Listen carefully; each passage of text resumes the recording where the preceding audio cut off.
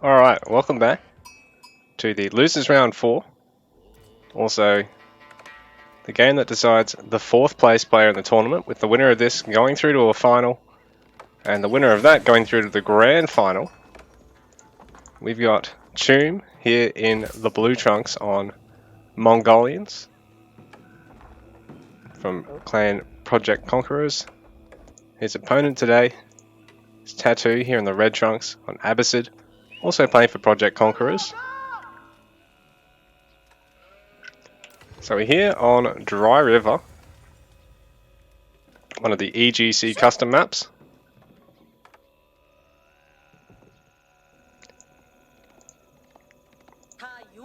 So we got Choom scouting around with his Khan. Sending a villager because he wants to get one of these central docks.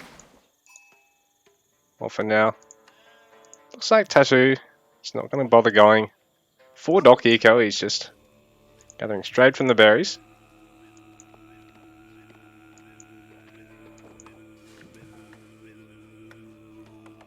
Obviously, Choom, with only a fairly light food gathering to start with, doesn't really have all the pressure to gather food early, but he's also going to have to try to get wood. Drop off that rather than making the full trip back. Ideally, he probably could have even had the villager just waiting there while it finished unpacking, because ultimately then he hasn't got the walk time back. But even still, it's just nice to see that the villager's not making the whole trip there. Though it's interesting he's bothering to gather from these trees here, rather than gathering just straight from the woodline and avoiding having to fuck around with all that.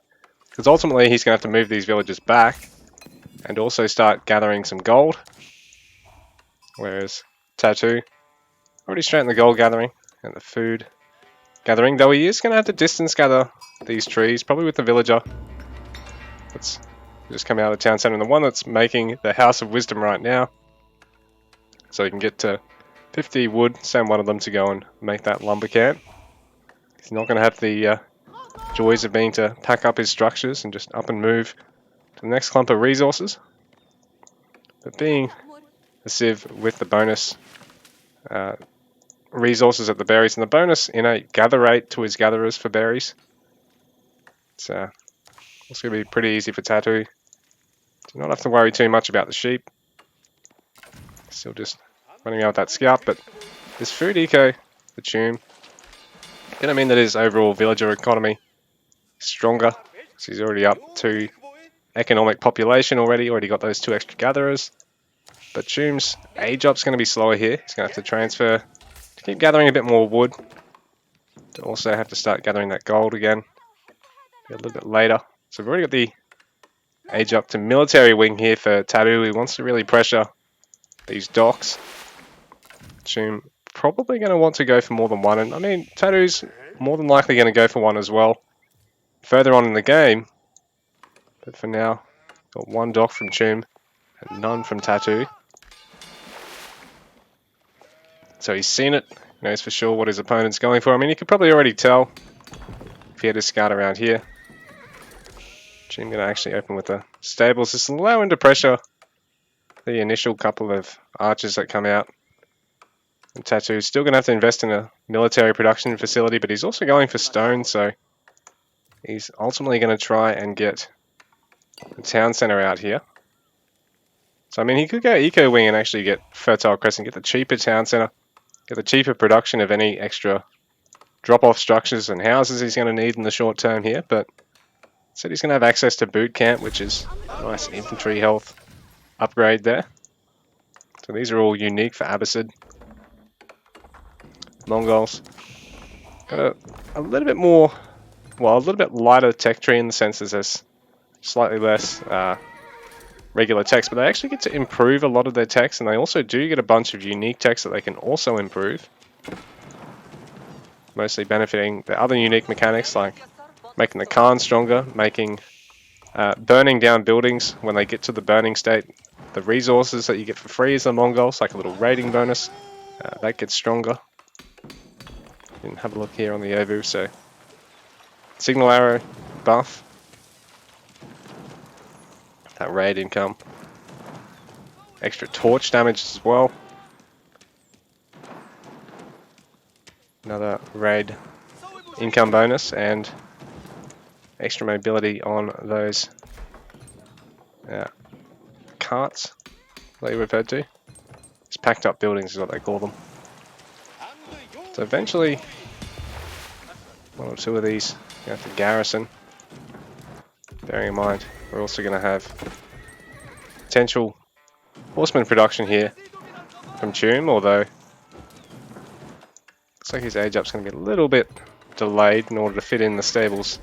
So early here, also he has actually cancelled fishing ship production there, but he's got another dock in the meanwhile, and adding a third. He's really looking to ramp that eco. Just hope that he really only loses a dock or two, or a fishing ship or two at the most here, but otherwise it's pretty safe. The Tattoo is going to be able to continue to make military here, so adding more spears so he can repel any potential horsemen. Also make full use of the torches, which I believe are slightly stronger against structures. So you got 13 damage as opposed to just a flat 5 damage from the regular arrows, which these archers will continue to use. So the better infantry unit against buildings is obviously those spears. So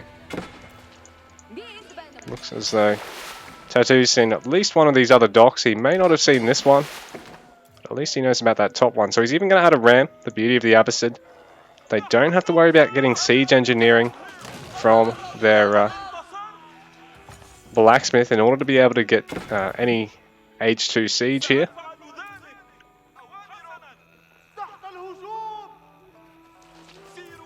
We are also able to make some of the H3 wooden siege as well. I'm just not able to make the trebuchets. So these fishing boats will take a little bit of damage. I haven't got anything to repair any of them other than each other. And Tomb probably only going to want to invest as little in that as he can, because he's going to want to get some units out here. He's even actually going to go range, as well as spending some of his Ovu stone to double produce horsemen, rather than paying for the cost of a second one in food and wood, and also having to spend twice as much build time ultimately to get that trained. Meanwhile, Tattoo out of that town centre, so he's really able to take full advantage of crazy good Abbasid eco, even committing to the stone still, so he can get a third town centre, in spite of not going for Fertile Crescent. But he's also going to have fresh foodstuffs access, so he might look at getting that upgrade now that he's on 2 TC. I mean, it will pay itself back earlier in the game if you go for it as early as possible, but ultimately it pays back faster to take it later. It's a bit like, remember when Ecotechs costed another 75 food and another 50 gold? And BC said you don't really want to get them till you've got about 12 to 14 villages on that resource at once, and you're going to leave them there for at least a minute after taking the upgrade. Well, we're sort of in the same boat now with Abbasid getting things like fresh foodstuffs. Unless you're going for Fertile Crescent openings, you might not necessarily want to take fresh foodstuffs until you've got your second town centre up. Just because you can ultimately put those resources into a bigger army. Do things like this, try and take a structure or two out with an early ram, or ultimately just have a bigger unit mass. Maybe even start transitioning towards early blacksmith and upgrades or extra military production. So Tomb does have that range of his own. But he's going to have to gather quite a bit if he wants to try and minimise his unit production and just go for a quick castle age, which a lot of Mongol players are going to want to do. But he's going for a small number of archers, so at least he can thin out that spear count. So his horsemen aren't just going to get annihilated by spears. It also means that Tattoo's going to start to either get his own archers or cavalry out in the field, so he can do a bit of damage with those. Can opt for archers because he can obviously get the benefit of the boot camp upgrade. The extra 15% health applies to both them and your spears. So Tomb's lost a pair of docks.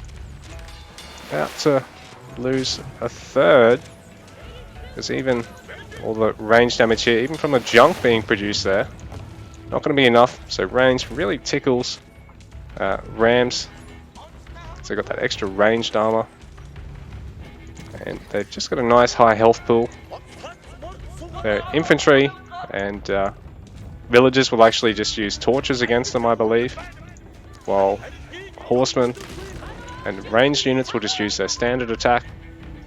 Even though cavalry actually does have a torch attack, they only use it against buildings, whereas your infantry will use it both against buildings and against the rams.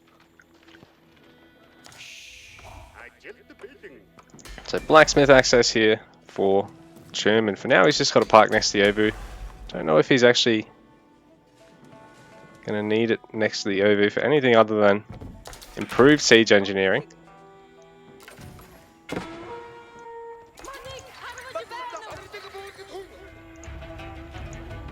So these two civs definitely have the better time with making siege vehicles out in the field.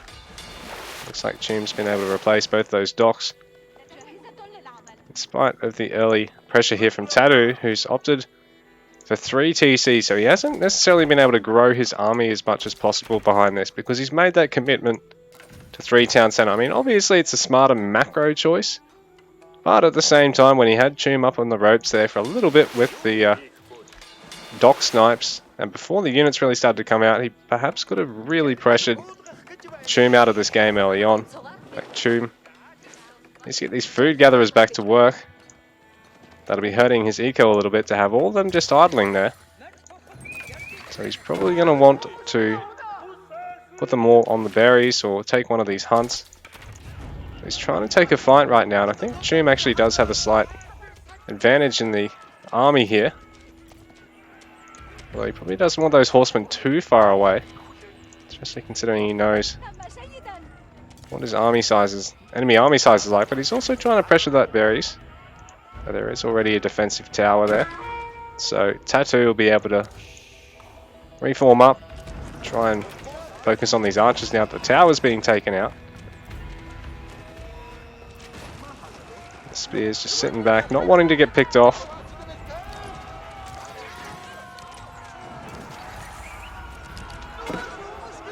So Chum does have a slightly bigger range ball here. But with the help of the tower, he's going to have to retreat there. But he has denied a little bit of gathering for that. But I don't know if the army value losses there favour Chum. I think they might favour Tatu. And now that he's on 3 TC and able to keep gathering through this, although he needs to get these guys back to work, he garrisoned them up and then forgot about ungarrisoning as quick as possible there. Now he's back to work on the TCs, so he's ungarrisoned them, but it would have cost him a little bit of extra gathering time, but it did mean that he picked off one of those horsemen through all that.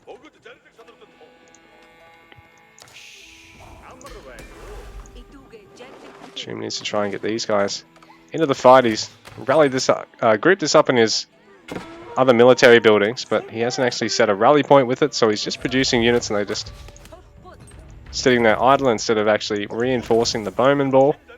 It's not ideal because if Tatu tries to force a fight now, then, you know, Chum ultimately doesn't have the numbers here, so he's going to send them back in. That should even things up a bit more. But this is rough for Chum because Tatu, with the chasing spears, even though the horseman can just disengage, the Khan's not going to do any serious damage to the spears in response. So, a couple of those horsemen falling pretty much for free there. And the archer's some way away, so Tatu doesn't have his spears under too much threat at the moment. He knows because Chum is actually trying to chase him now. His own units will be under a bit of threat. Just making sure there's no flank with the archers to try and pick off some villagers here. Possibly even try and pick off some of these fishing boats if he can. So Chum, he's going to have a big fighting advantage and keep forcing Tatu back to having to just fall back to wherever he's got towers and looking to defend a gathering point. But at the same time, Chum's going to have to be careful that these archers be picking off units here. So it looks like one of those fishing boats has been sniped. So Chum bringing back his cavalry there, his horsemen.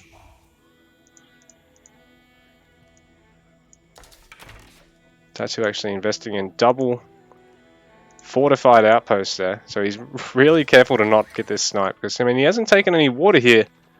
And because he's had to fall back, it's meant that Choom's been able to grab every single pond here. So he's got 6 docks with 3 or 4 fishing ships on them, which is marvelous for his eco. But bearing in mind our Abbasid player, as much as he's going to run out of a lot of land resources really quickly here, he's got 3 town center, which, you know, it's a double-edged sword. He is going to burn out of this even quicker because of that. But if he macros really tight through this, he can actually get a good farm eco going here. And on top of that, he's actually definitely got the food he already needs for Castle Age, and continuing to pump out some more feudal units. But he is going to need to get a bit more wood so he can make that transition to farms. And he has, yeah, got the outpost there, but he needs to get those villagers garrisoned though, because Choom's going to be able to snipe a good number of them. But Choom ultimately going to lose a horseman and have to get out of there.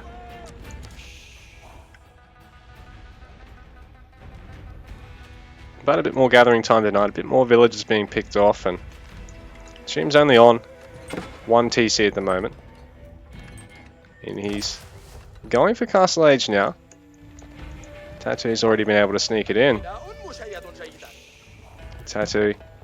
Start adding men-at-arms and crossbows. I mean, the crossbows not going to be useful, well, not going to be super cost-effective against these units, but once Choom starts adding lancers or his own men-at-arms, it'll be great against those.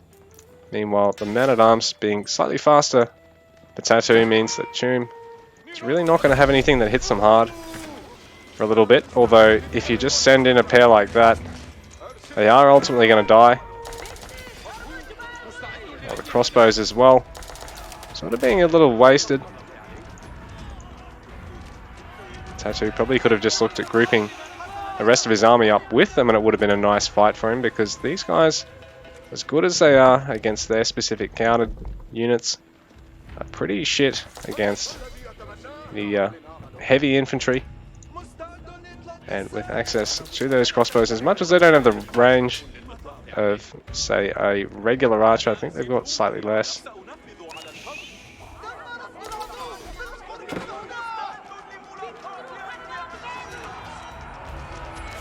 Oops, the wrong unit. I was wondering where the range was.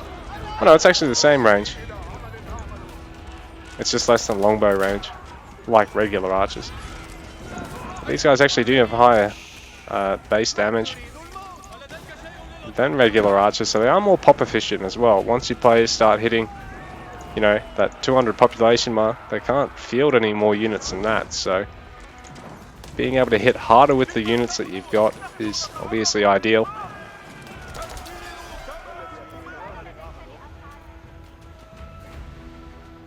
So Kurultai and Deerstone's being brought up because one will buff the movement speed and the other will buff attack damage and offer some healing. It's going to mean that Tattoo, even though his opponent's got more cavalry in the composition, Tattoo's actually going to be slightly more mobile here, because Choom's going to want to bring those in order to take the best fights possible anyway. But we do have veteran on these horsemen and on these archers now, both our players. A lot of man-at-arms being sent here by Tattoo, so these archers will be phased out in favour of crossbows as well by Choom. He's going to have to keep backing up, fighting with the Kurultai and the Deerstones bonus there.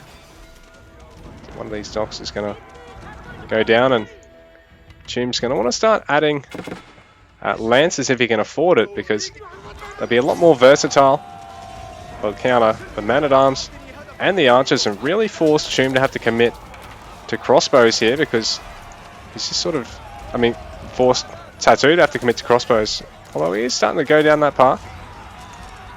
He's ultimately could be making a little bit more. He's making a lot of man-at-arms and spears. And look, he's even just starting to add in some archers once again.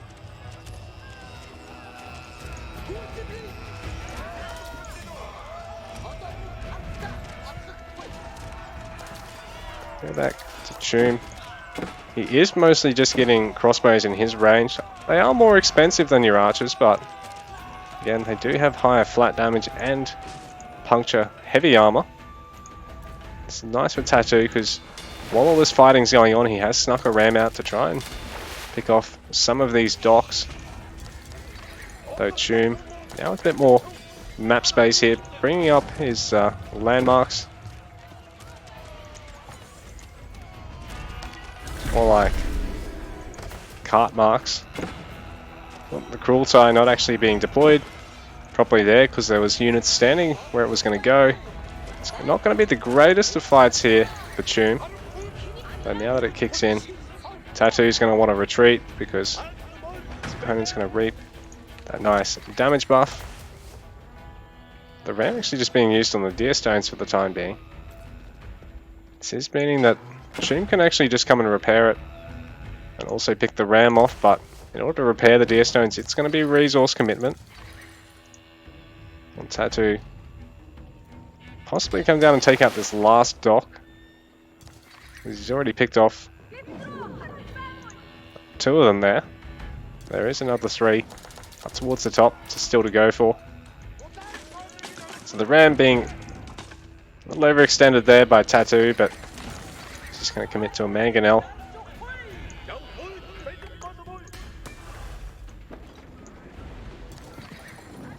But it looks like we do have improved siege engineering here for Choom, so he's also going to have access even to trebuchets with his siege engineering.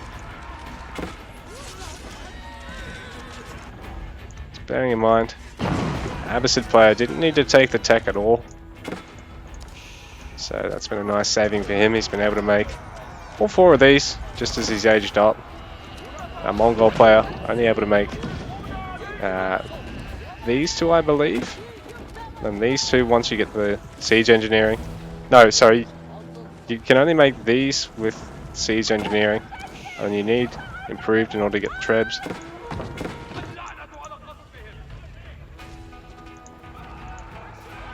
Sorry, no, it's only ram and siege tower, and then you need improved to get trebs, springles and mangonels. So a bit of a raid here from Choom, though he's not able to stick around. There is plenty of infantry back here to keep these guys protected, though villagers up towards the top can be put under a little bit of pressure, forced to retreat.